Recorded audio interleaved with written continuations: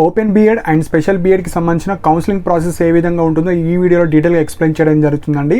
So మనకు అంబేద్కర్ యూనివర్సిటీలో ఎవరైతే ఓపెన్ బీఎడ్ అండ్ స్పెషల్ బీఎడ్కి సంబంధించిన ఎంట్రన్స్ ఎగ్జామ్ రాసి కౌన్సిలింగ్ ప్రాసెస్ ఏ విధంగా ఉంటుందో చాలా స్టూడెంట్స్కి డౌట్ ఉన్నది. సో ఈ వీడియోలో కంప్లీట్గా మనము ఫీ స్ట్రక్చర్ ట్యూషన్ ఫీ ఎప్పుడు పే చేయాలి, మన కౌన్సిలింగ్ ప్రాసెస్ ఏ విధంగా ఉంటుంది, సర్టిఫికేట్ వెరిఫికేషన్స్కి మనం సర్టిఫికేట్స్ ఏ విధంగా తీసుకెళ్ళాలి, అండ్ మనకు మెయిన్ పాయింట్ వచ్చేసి మెథడాలజీస్ అండి.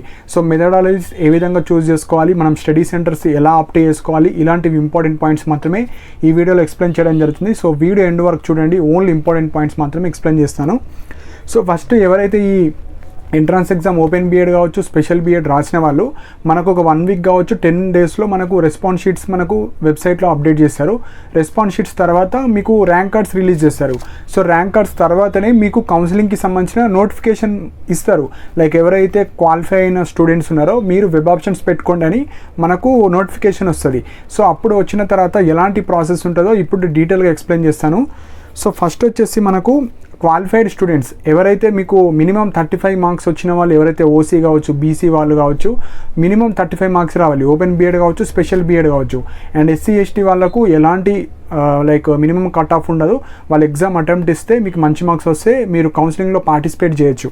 So first qualified students, so all qualified students మీరు వెబ్ ఆప్షన్స్ పెట్టుకోవడానికి మీకు అవకాశం ఇస్తారు. ఇది ఫస్ట్ పాయింట్. సెకండ్ పాయింట్ వచ్చేసి ఎవరైతే వెబ్ ఆప్షన్స్ పెడదాం అనుకుంటున్నారో మ్యాండేటరీగా మీరు రిజిస్ట్రేషన్ ఫీజ్ పే చేయాలి. సో ఎవరైతే రిజిస్ట్రేషన్ ఫీజ్ మీరు పే చేయలేరో మీకు అలో ఉండదు, వెబ్ ఆప్షన్స్ పెట్టుకోవడానికి ఛాన్సెస్ ఇవ్వరు. సో వెబ్ ఆప్షన్స్ పెట్టుకోవడానికి మీరు మళ్ళీ ఒక 500 రూపీస్ అలా పే చేయాల్సి ఉంటుంది. సో సెకండ్ పాయింట్ మీరు రిజిస్ట్రేషన్ చేసుకోవాలి. క్వాలిఫై అయిన వాళ్ళు ఎవరైతే అప్లికేబుల్ ఉంటారో, అంటే ఇంట్రెస్టెడ్ ఉన్న వాళ్ళు, కొంతమంది ఎగ్జామ్ రాస్తారు కానీ ఇంట్రెస్టెడ్ ఉండరు. సో వాళ్ళు మళ్ళీ మనీ పే చేయాల్సిన అవసరం లేదు, మీరు వెబ్ ఆప్షన్స్లో కూడా పార్టిసిపేట్ చేయాల్సిన అవసరం లేదు. ఎగ్జామ్ రాసి క్వాలిఫై అయిన వాళ్ళు ఇంట్రెస్టెడ్ స్టూడెంట్స్ మాత్రమే మీ రిజిస్ట్రేషన్ ఫీ పే చేయండి, లేకుంటే మనీ పే చేసి ఇంట్రెస్టెడ్ లేకపోతే ఆ మనీ కూడా వేస్ట్ అయిపోతాయి. సో రిజిస్ట్రేషన్ చేసుకోవాలి. రిజిస్ట్రేషన్ చేసుకున్న తర్వాత మీకు ఒక 4 to 5 డేస్ టైం ఇస్తారు. వెబ్సైట్లో మీరు మీ యొక్క ఒరిజినల్స్ ఏవైతే సర్టిఫికేట్స్ ఉన్నాయో, క్వాలిఫికేషన్ కావచ్చు, 10th, ఇంటర్, డిగ్రీ కావచ్చు, బీటెక్ కావచ్చు, క్యాస్ట్ కావచ్చు, so income certificate, bonafides, so ఇవన్నీ సర్టిఫికేట్స్ మీరు ఆన్లైన్లో అప్లోడ్ చేయాలి. సో అప్లోడ్ చేసిన తర్వాత వాళ్ళు వెరిఫై చేస్తారు. సో మీ యొక్క డేటా మొత్తం వెరిఫై చేసిన తర్వాత ఎవరైతే సర్టిఫికేట్స్ ప్రాపర్గా అప్లోడ్ చేసి ఎలిజిబిలిటీ క్రైటీరియా ఉన్న వాళ్ళకు మాత్రమే వాళ్ళు అప్రూవ్ చేస్తారు వెబ్ ఆప్షన్స్ పెట్టుకోవడానికి. సో థర్డ్ పాయింట్ వచ్చేసి సర్టిఫికేట్స్ అప్లోడ్ చేస్తాం. సో ఫోర్త్ పాయింట్ వచ్చేసి వెబ్ ఆప్షన్స్. సో సర్టిఫికేట్స్ ఎవరైతే ప్రాపర్గా అప్లోడ్ చేసిన వాళ్ళు అండ్ ఎలిజిబిలిటీ ఉన్న వాళ్ళకి మాత్రమే వెబ్ ఆప్షన్స్ పెట్టుకోవడానికి లింక్ ఇస్తారు, అంటే మనకు ఎలిజిబుల్ ఇస్తారు. సో మీరు వెబ్ ఆప్షన్స్ పెట్టుకోవాలి. సో ఇక్కడ వెబ్ ఆప్షన్స్ వచ్చేసి మెయిన్గా మీరు మీ యొక్క మెథడాలజీస్ సెలెక్ట్ చేసుకోవాలి. సో ఇక్కడ కొంతమంది స్టూడెంట్స్కి మనకు అంబేద్కర్ యూనివర్సిటీలో ఓన్లీ 4 మెయిన్ మెథడాలజీస్ ఉన్నాయి. మ్యాథమెటిక్స్ కావచ్చు, physical science, bio science, biological science and social. So ఈ 4 మెయిన్ మెథడాలజీస్ ఉన్నాయి. ఈ 4 మెథడ్స్లో కొంతమంది స్టూడెంట్స్కి ఓన్లీ 1 మెథడ్కి ఎలిజిబుల్ ఉంటారు, కొంతమంది 2 మెథడ్స్ ఎలిజిబుల్ ఉంటారు. ఎంపీసీ స్టూడెంట్స్ ఎవరైతే డిగ్రీలో మీరు మ్యాథ్స్, ఫిజిక్స్, కెమిస్ట్రీ ఉన్న వాళ్ళు మీరు మ్యాథ్స్ మెథడాలజీకి ఎలిజిబులే, ఫిజికల్ సైన్స్కి ఎలిజిబులే. కొంతమంది బీటెక్ గ్రాడ్యుయేట్స్ కూడా మీరు మ్యాథ్స్కి ఎలిజిబుల్, ఫిజికల్ సైన్స్. కొంతమంది ఓన్లీ బయో సైన్స్కి ఎలిజిబుల్ ఉన్న వాళ్ళు ఉంటారు, కొందరు only social studies.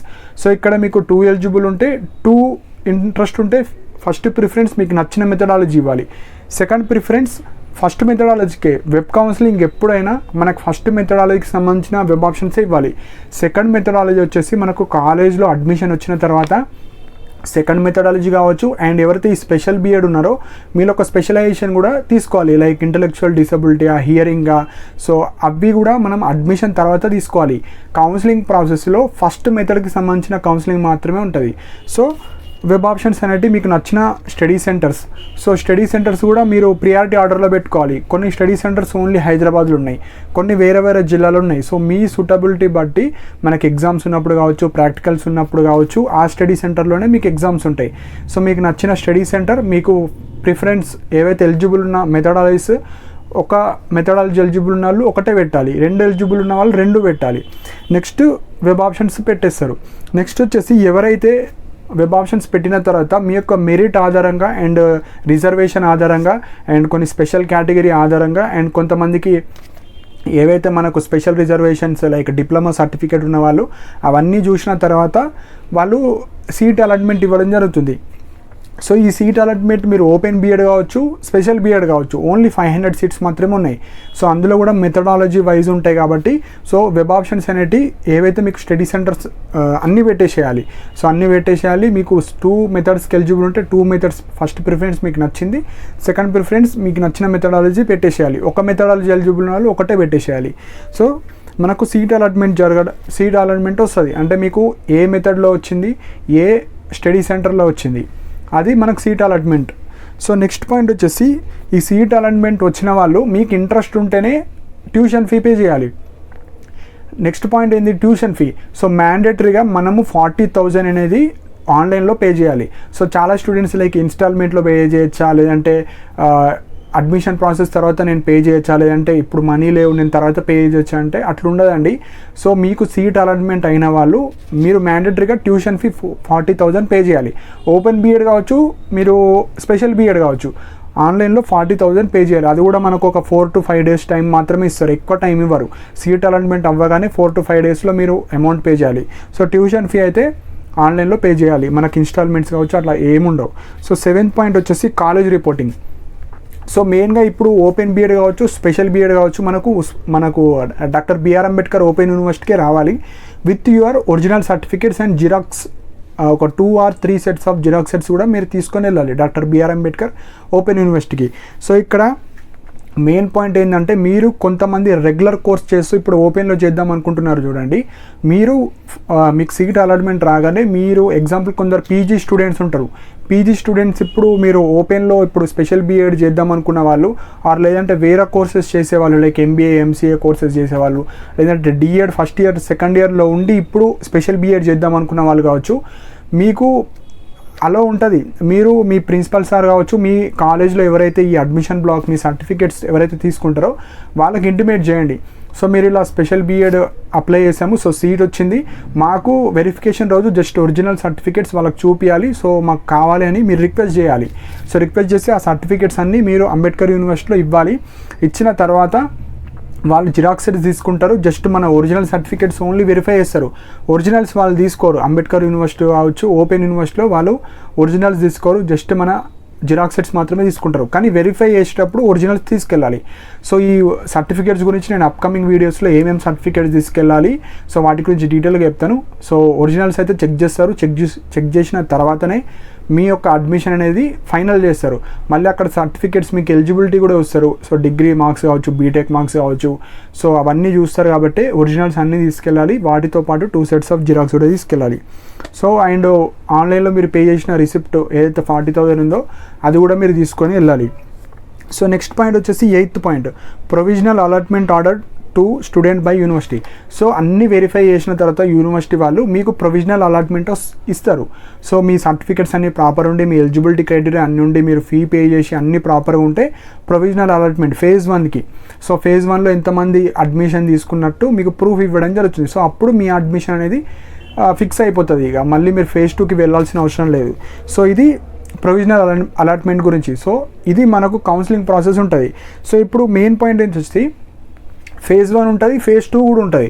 So phase 1లో మనకు ఈ సీట్ అలాట్మెంట్ వచ్చిన తర్వాత ఎవరైతే పేమెంట్ చేసిన తర్వాత మీరు కాలేజ్కి వెళ్ళి రిపోర్ట్ చేసిన వాళ్ళకు సర్టిఫికేట్ వెరిఫికేషన్ అయిన తర్వాత వాళ్ళకు లిస్ట్ ఉంటుంది. సో ఎంతమంది వచ్చారు, ఎంతమంది రాలేరు, సో ఆ లిస్ట్ ప్రకారంగా మళ్ళీ ఫేజ్ 2 ఉంటుంది. సో ఫేజ్ 2లో ఆల్రెడీ మనకు ర్యాంక్స్ వచ్చిన వాళ్ళు ఉంటారు కదా, అంటే క్వాలిఫై అయిన స్టూడెంట్స్ మళ్ళీ మీరు వెబ్ ఆప్షన్స్ పెట్టుకోవచ్చు. సో మళ్ళీ వెబ్ ఆప్షన్స్ పెట్టుకోవచ్చు. మళ్ళీ సపోజ్ వేకెన్సీస్ కొన్ని ఎక్కువ ఉంటే మీకు కూడా సీట్ రావడం జరుగుతుంది, లేదంటే రాకపోవచ్చు. సో ఇక్కడ చాలా తక్కువ సీట్స్ ఉంటాయి కాబట్టి కొద్దిగా హెవీ కాంపిటీషన్ ఉంటుంది. సో మనకు ర్యాంక్స్ వచ్చేసి 2000 బిలో 2500 కావచ్చు, ఈ రేంజ్లో ఉంటేనే వస్తాయండి. సో ర్యాంక్ కార్డ్ వచ్చిన తర్వాత డీటెయిల్గా ఎక్స్ప్లెయిన్ చేయడం జరుగుతుంది.